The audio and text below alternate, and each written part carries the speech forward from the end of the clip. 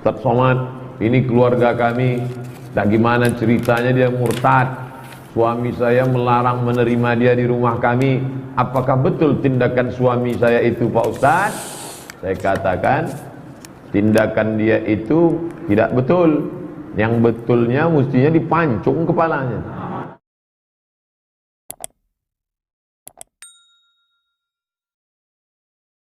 Shalom sahabat Kalimatullah dimanapun berada. Apa kabar sahabat semuanya?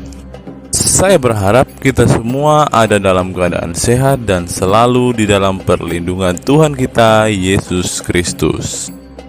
Terus dukung perkembangan channel ini dengan cara like, comment, share, dan subscribe. Sahabat Kalimatullah, hari ini ada berita yang sangat viral. Berita ini berisi tentang pemurtatan massal yang terjadi di Langkat, Sumatera Utara baru-baru ini. Puji Tuhan, semakin banyak orang yang menerima Yesus sebagai Tuhan dan Juru Selamat pribadi.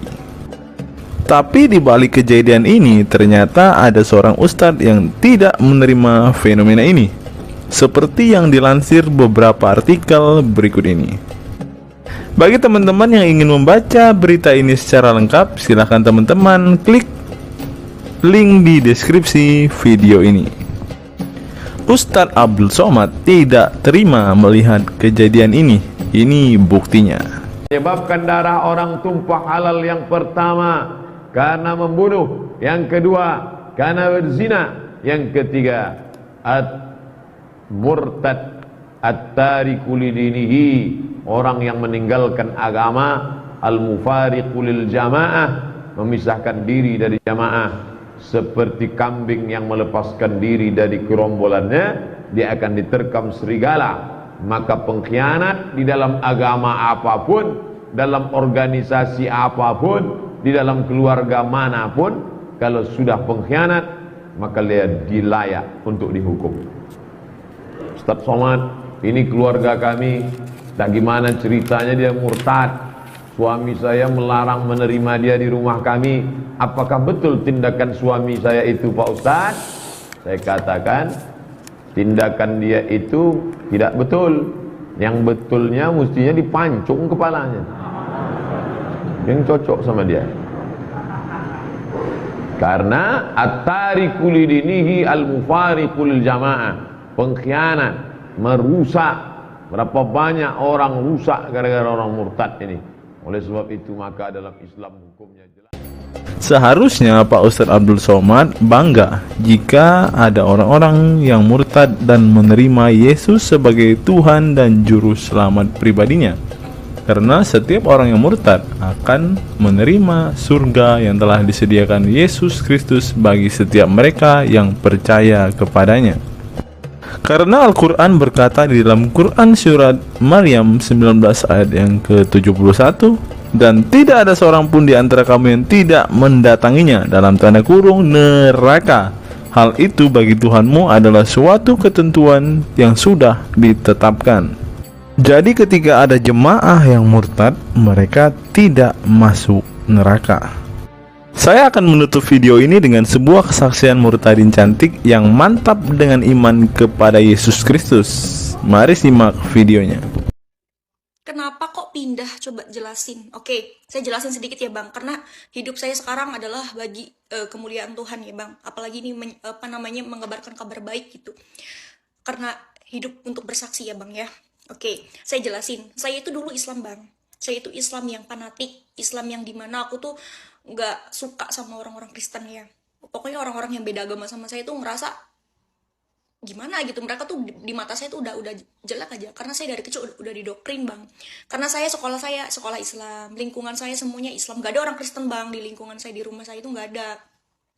Keluarga saya juga Islam semua, jadi nggak ada celah untuk mengenal pengajaran Yesus gitu loh. Ya yang saya tahu Yesus hanya Nabi Isa gitu loh. Dan ada kesempatan di mana saya punya teman Kristen Bang. Saya nggak tahu kalau dia itu orang Kristen. Nah setelah saya tahu dia orang Kristen, saya tuh marah-marah gitu. Udah kamu nggak usah berteman sama saya lagi. Aku udah nggak mau berteman sama orang kafir gitu. Dan hati saya itu optimis. Pokoknya saya harus bisa menjadikan dia itu orang Islam.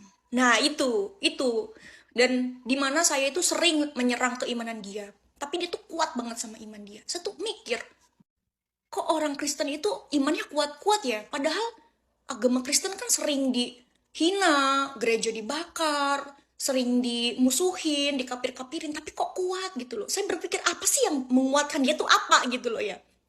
Nah, kita cekcok, terus saya tuh ngerasa kesekak waktu itu, karena teman saya menanyakan mukjizat Nabi saya, dan saya tahu cuman Al-Quran dan membelah bulan gitu. Dia tuh ketawa, membelah bulan gimana? Ya saya nggak suka ya bang ya, karena bagi saya siapapun yang menghina Nabi saya ya darahnya halal, itu agama saya dulu. Ya mungkin nggak semua lah orang Islam itu intoleran, kalau saya orang Islam yang intoleran gitu. Dan saya tuh tantang Tuhan Yesus waktu itu. Coba kalau memang Tuhan kamu itu Tuhan yang benar, kalau memang Tuhan kamu itu Tuhan yang hidup, kalau memang Tuhan Yesus itu adalah Tuhan semesta alam, tunjukin sama saya, kata saya gitu. Suruh datang ke mimpi saya tantang Tuhan waktu itu, dan luar biasa saya mengalami Tuhan bang, dimana Tuhan tunjukkan firman yang luar biasa pada saya. Saya tuh niatnya buka Google, saya tuh mau mencari mukjizat Muhammad gitu ya, mau mencari mukjizat Muhammad, karena teman saya nanya-nanya terus mukjizat Muhammad itu apa, dan saya tuh cari tahu, karena yang setahu saya itu mukjizatnya cuma membelah bulan sama Al-Quran aja, itu mukjizat terbesar gitu loh. Malah yang keluar itu Matius pasal 28 ayat 18-20. Saya bingung, ini apa? Saya ngetik apa, keluarnya apa? Aku bilang, Yesus berkata, aku berkuasa di surga dan di bumi, di langit dan di bumi. Dia akan Sekian video saya hari ini. Kiranya video hari ini bisa memberikan pengetahuan baru bagi kita semua. Salam waras, salam sadar, sampai bertemu di video-video saya berikutnya. Tuhan Yesus memberkati kita sekalian.